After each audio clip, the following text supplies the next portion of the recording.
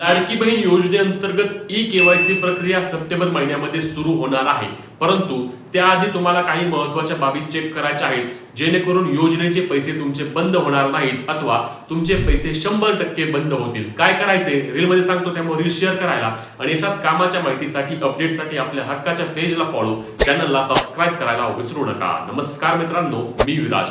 लाडकी बहीण योजनेची e-KYC September महिन्यात सुरू होईल. त्यासाठी तुम्हाला काय लागणार आहे, तर तुम्हाला फक्त आणि फक्त तुमच्या आधार कार्डला मोबाईल नंबर लिंक असणे आवश्यक असणार आहे. कारण लक्षात घ्या, ही ई-केवायसी OTP द्वारे केली जाणार आहे. यामुळेच तुमच्या आधार कार्डला जो मोबाईल लिंक आहे तो मोबाईल नंबर तुमच्याकडे असणे आवश्यक असणार आहे, कुणाचाही असू द्या. म्हणजे काही महिलांचं कसं आहे की त्यांच्या आधार कार्डला त्यांच्या पतीचा किंवा त्यांच्या वडिलांचा किंवा त्यांच्या मुलाचा नंबर लिंक आहे, तरी कुठलीही अडचण येणार नाही.